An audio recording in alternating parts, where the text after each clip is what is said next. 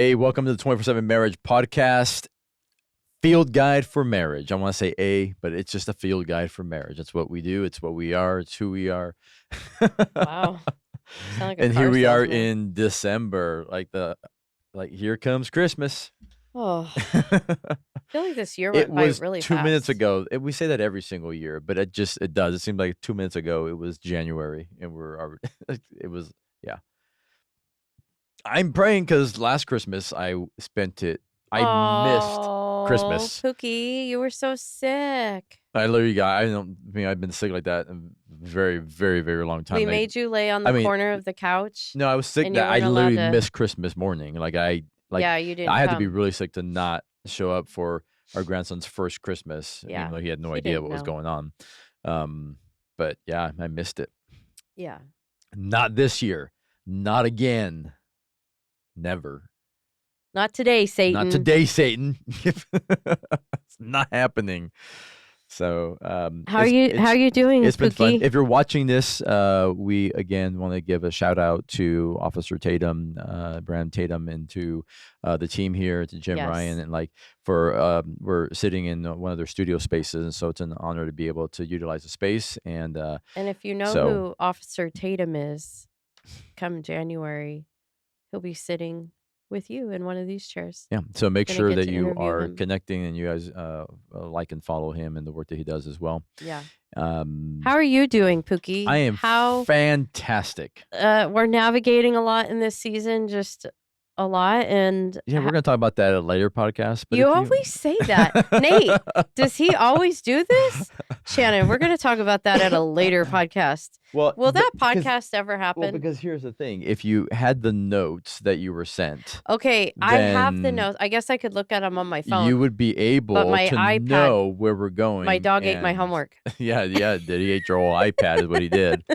Yeah, I tried to charge my Shadow's sitting iPad over here on the and- way here, and it didn't charge. Yeah. I don't know why. Shadow. See, she's saying that you ate her homework. Did you eat her homework? Yeah. She So, ate a couple she's things sitting when over we here. first brought her home. She Yeah. ate a shoe, and she ate a decorative item, and that was about it. And then she That was done. more just kind of like knowing her space, and she wanted attention. So Yeah. yeah. Okay. She's like, now keep petting me. So yeah, we're here. I'm doing good. When I said we're gonna talk about that later, I just mean like we're gonna in the beginning of this year talk about 2025 and what a year and things that went on. And No, I mean, are we going to dive into anything specific, or is that coming next year? so vague. I don't know. Maybe we'll probably cover a little bit of that. Okay. Yeah, I'm sure. Well, you've been sharing a lot more when we teach at churches, so I was like, oh, wonder if he'll share on the pod. What's going on? Well, yeah, a lot going on in terms of I try to talk around it.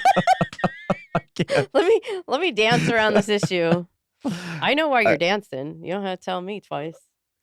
Make sure our children aren't calling. I think it's just processing still things that have come to the surface, suppressed memories and things that have come to the surface. So there's a lot. Yeah. But understanding like how it's weaved through, and I think this is just true of so many people, like just how these things weave through our life, and understanding like how do you navigate. Well, they shape so much of like the decisions you make Sure. and how you act or how you perceive people, or they put this, like John Deloney talks about, like this GPS pin in you, and then so then everything we think or see or perceive is formulated through that GPS pin. And well, it's put into our spirit, and so like so I these things come to the surface. I think for me, for like having been married to you for 33 years, I've just had I wouldn't say revelation moments, but I've had moments where I'm like, oh my gosh, that explains so much of why this has been a struggle for you, or why this thing was hard for you, or why a certain thing maybe you would deal with. Yeah. It's been able to answer some things, which I think is so beautiful and a blessing, because I was just talking to a mom the other day who lost her adult daughter to postpartum depression. And she said to me, she's like, there's so many things I'm never going to know. I'll never fully understand why my daughter took her life, and, so I just think it's so sweet of God because I wasn't always, like, begging God, like, "God, I have to know why Javier is this way." It wasn't what I was going through, but My having mystery. some revelations, I'm like, "Oh my gosh." Um, and it's helped me be sensitive and really lean into the Holy Spirit of how to best love you and serve you in the season because it's not easy Are you when getting we're emotional? Now I feel like Yeah, we can't go to the subject that we had planned because of sorry. where you took this dang podcast, Shannon. Now I feel like I have to sit there and we have to, You don't have but it to. feels like too heavy to talk about this before Christmas. Well, Christmas is heavy for people, Javi. You always think because Christmas has been So, great for you for so 52 years, it hasn't been for other people. Christmas could be horrible for a lot of people. we were gonna. Well, I think I it's gonna probably be different. So we're gonna have to change this. Sorry, Nate. Not that I gave you all the notes where we have to go, but um,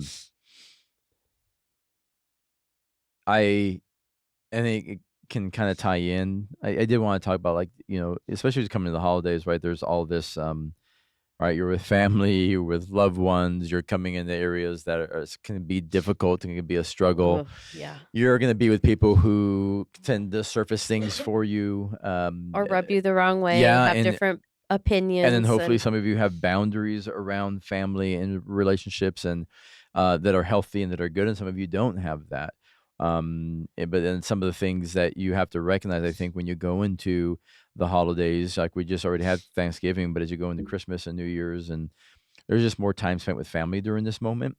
And I think it's also recognizing how just the things that you're navigating or going through, how that play out in those situations. yeah. And then also recognizing that there are, like for me, um, like what I am personally walking through and trying to unpack and how that's weaved through everything in my life as a whole.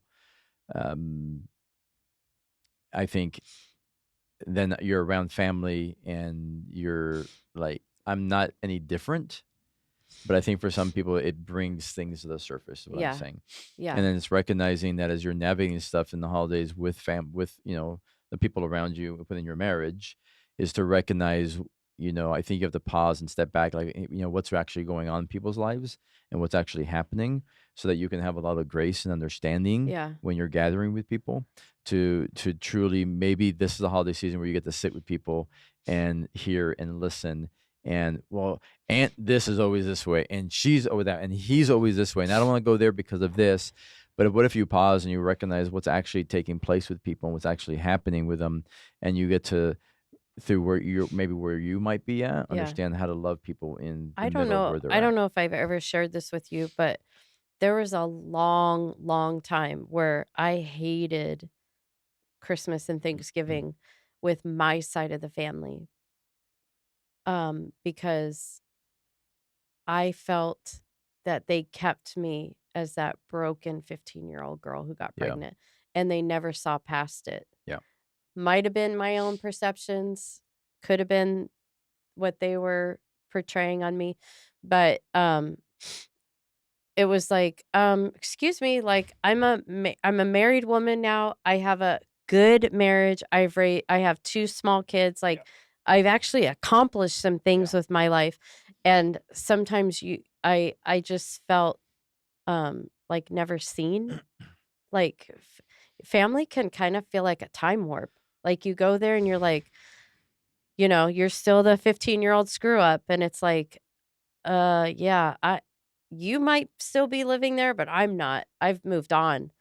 yeah, So holidays, this are very, very tricky for me because there's a lot of emotion involved in them for yeah, me, yeah. especially Mother's Day Well, and my and birthday. I think you have to have, like, if you as you come in the holidays, Christmas and New Year's, like, you have to have some really clear boundaries and guardrails, and, like, just for things to remain, hopefully, like, healthy, because it's really easy to, it just surfaces stuff. It just bring Yeah. things, like, and I mean, you um, can name that one family member that's always gonna talk politics yeah, and to the point where they're gonna get mad and they could storm out of a room. Yeah. Like, that's just your relative. That's the way they've always been.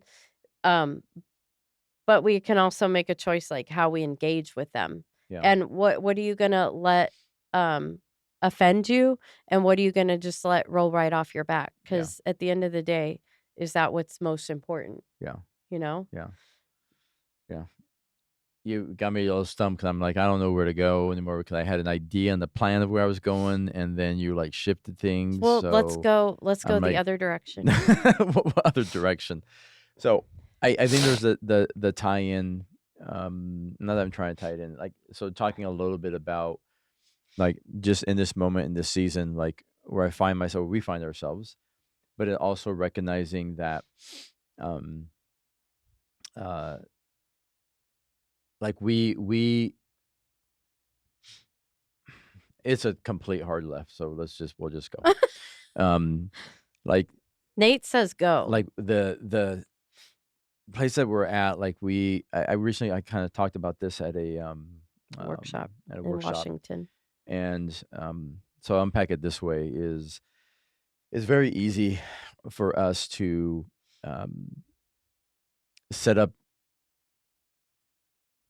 what we feel is the environment where we want God to meet us in. Where we set up how we like God, I'm gonna, for example, like, I went fly fishing and like, God, I'm gonna create this environment. Would you come meet me here in this place?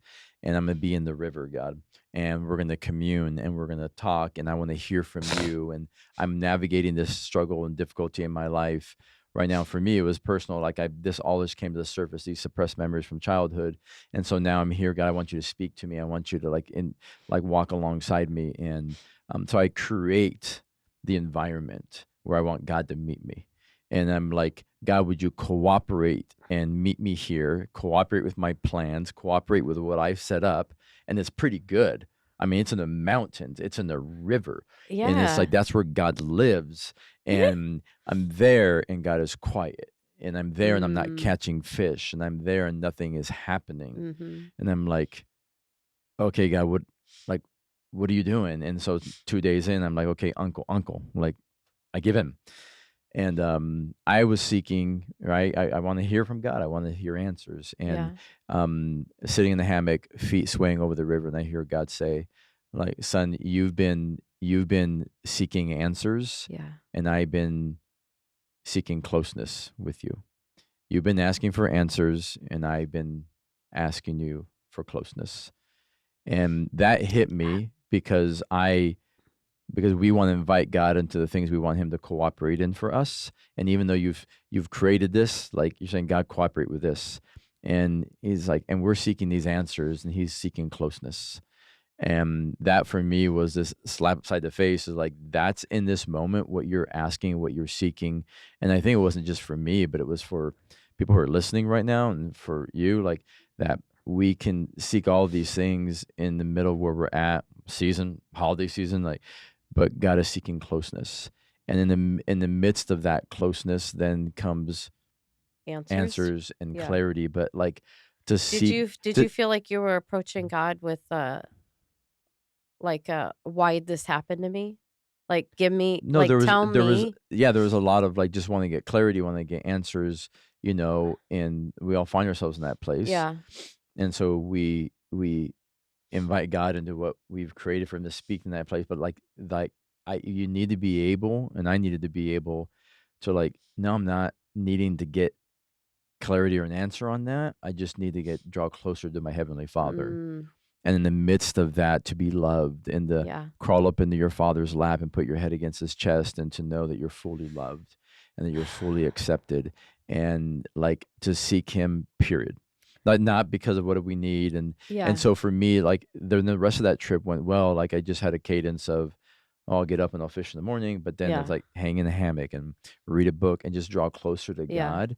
And in the midst of that, that's when healing begins to come. And that's recognizing that, and I talked about this also at a workshop, like, I've done a lot in my life of trying to present a version of myself to other people, right? It's that Ooh. whole idea of like a nesting doll. Like there's that outer nesting doll, and we present that to people. On the Yeah. day we were married, this is what you gave. Like this is, it looks good, it looks Oh, beautiful, there's a broken but you little girl unpack inside the there. different layers, right? The visual, like picture a nesting doll unpacking. There's all those different versions of yourself At different ages. at different places, Yeah. and all packed into that what we present, Yeah. because this is what needs to be accepted. This is what we do to be accepted. And so I had done that for so long, and was even doing that on that trip.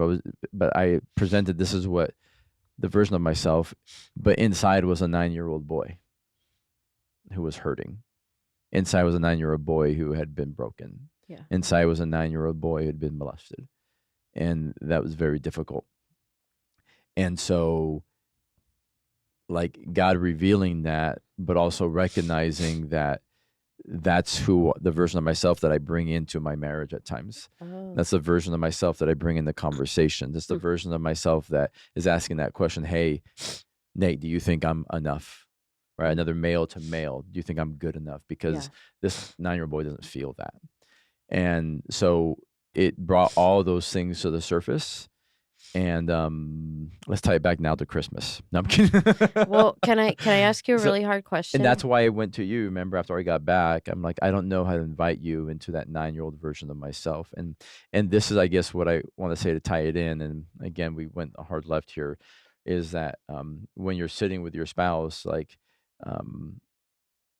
who you see is likely who is not who you're talking to. Like who you see is not who you're talking to, because you could be talking to that 15-year-old, in your case, who had a crisis pregnancy, or and now is in her room dancing to 80s music and feeling like no one sees her and doesn't feel seen or wanted. Like that's who comes to the table sometimes within our marriage, but we've been taught in this world to present this. And I guess maybe even the time in the holidays, like that's what we do. We bring into everywhere we go. Like we're bringing this version of ourselves to be loved, to be accepted. Yeah. And we don't know how to bring in that version of ourselves. And I think what it taught me in that moment, but also now, is like, it really, I think, has softened me to be able to, and I was doing this before, but sit even more with people and be able to truly understand, like, who am I talking to? What's actually going on within our marriage, within your marriage? Like if you're listening to this, like, what's actually going on in your spouse? What version of your spouse is showing up that you get to love and help them heal and walk alongside them? And it's helping me also further see people in that way. Like I see this, but like what is actually happening? And so their brokenness, their insecurities, all the crap they're going to bring to the table in this holiday season, like what's actually going on? What's actually taking place? And how do you love people radically in those moments? Let me ask you 2 questions. The first one is, um, there was a time when after discovery that you you literally looked at me crying and you said, "Shannon, I don't have time for this. I have to help people." And I was like, if you don't make time, you're useless to people. And because it's such your heart to help, you love to mentor and walk alongside people. And do you feel that you've grown in that a little bit and you've allowed healing to enter in? I'm the one who shows up for other people. Yes, I know. That's what I was So telling I myself. can't be broken. I was like, I have to show can't up be for doing. other people. I need to show up for them, and if I have this, then they're not gonna want to receive from me or trust me, and that then just goes back to our brokenness. That just goes back to our narrative and our story of like, I need to rescue people. It's through all of this that I started to recognize, like, yeah, there's part of me when I got married was like, I get to rescue Shannon. And I knew that for years. But I you get never to help. were able to see it. Yeah. But there's a part of it that's also good, because we're meant to help heal one another within our marriage. No, I understand that. But there was also a time when I finally grew enough where I didn't need to be rescued all the time, but you were still the rescuer. Yeah. Okay, my second question is... Well, I'm not done with that one. Hold on. So that speaks to the place of like, I need to be the guy who gets to show up for other people. There's validation in that, but it's a weird thing, because at the core, that is my heart. Yeah. at the core, I deeply love people, and I want to see them fulfill and experience all that God has for them, and to find healing and restoration. I can Yeah. see past the problem. I can see a person, and I can see who they are, and I can see what God is doing. I can let them know that they're loved, Yeah. and um, and how where they've been through is maybe informing where they're at right now. Yeah. And so it was hard to be able to even just sit and have those conversations and invite, the very few people into it, because I felt like, oh, I'm now letting you down, because like I don't have, like, going to my best friend, like going to Anthony, and like he's navigating cancer. He don't have time for this. He don't have time for me to unpack my crap. Like, he's going through that. Like, And you know what you his know, very first thought was? yeah, This guy, he's a useless friend to me because he can't even exactly. help me with my he can't help me Exactly. walk through cancer right Yeah. now because he's broken. Yeah, Yeah, exactly. that's exactly what he thought. Absolutely. No. And nobody's thinking that. And I would never think that of anybody else. Like, I would never, No, but you but thought it. I'm thinking You about thought it. myself, because again, it's from past hurts and wounds and brokenness, where I feel Yeah. like I'm the one who gets to be strong and show up for other Yes. people. So in this season, it's learning, To not be to okay. not be okay, and that's And it's okay. okay. And to invite people in, and it actually is a strength, and it's actually been um, sharing it at the last boot camp. Yeah. Several people came up to me afterwards, or men, and said like, "Thank you," because that's my story, and it's Yeah. given me courage to be able to maybe talk more in Yeah. the process. And so, yeah. M- Second question. my question is, do you feel at this juncture that your relationship with God, that you're okay if you don't ever get answers Yeah. on like the why or whatever? Like, do you feel your relationship with God has evolved through this, that you're at a place where it's like, I don't know if I'll ever get full closure on the whole, like, why that happened? I think it's true for me, of things that I've navigated, but I think it's true of like anything. We may not get the answer this side of heaven. Yeah. And so, like, my therapist told me two things. He told me, you are every age you have ever been right now. I love that so Like, you much. are every age you have ever been right now. Yeah. And that is very true. Of like, I am every age I've ever been, Yeah. and what I'm navigating, and what we navigate, just Yeah. like as individuals in our humanity, within our lives, our marriages. Like, that's what we bring to the table. Yeah. And like, when people get surprised, like, marriage is hard, like, well, you're married an incomplete, imperfect person. Mhm. Like, you're both in process, and so Yeah. you can be surprised by the brokenness. And so, but also just recently, recognizing, talking to my counselors the other day, that whole idea of like, I may not heal from it, I'm going to heal Through with it. it. No, Or I may not heal with it. through it, but with Yes. it. In other words, Well, but yeah. I know I'm gonna go through it, and I Yeah. want to just get on the other side of it. Yeah. But I will miss where I have to, what I Yeah. need to learn, how I'm gonna grow, Well, as I'm in the middle of yeah. it, and I'm healing with it, I as feel like opposed to when just you from it. first went back to see him, one of the things he said was, Javier, you want to quickly get around it. Like, okay, what do I need to do? 1, 2, 3. Okay, let me run around it. Okay, I'm on the other side of it. And he said, you have to go right through the middle of it. Yeah. And I thought, oh my, and for me as your wife, I Well, was like, not oh, just this right is through the going to be middle of hard it, because but Javi like, does not want to go right through the middle not of it. just through the middle of it, allowing yourself to be in it and to heal with it. And that could be a year, it could be 20, it could be 30, as a process. Yeah. But also, That it's a part of your just story. the other day, it was hitting me like, God is good, period. Yeah. And I mean, not just me, I'm not making this about me, but any of us here listening to this also, like, is really like, you may not get the freedom you hope for and desire, like, but God is still good, and He is with you. Yeah. Like, you may not get the answer that you hoped or desired, but God is still good, and He is with you, and He will be with you. His promise is, I will be with you. It wasn't like, I'm going to get you on the other side of it. I will be with you. Yeah. I'll be with you. Yeah. And there's things that we're going to get clarity to, and we're going to get answers to, and we're going to get through it. and but we're not. like he promised, I'm gonna be Yeah. with you.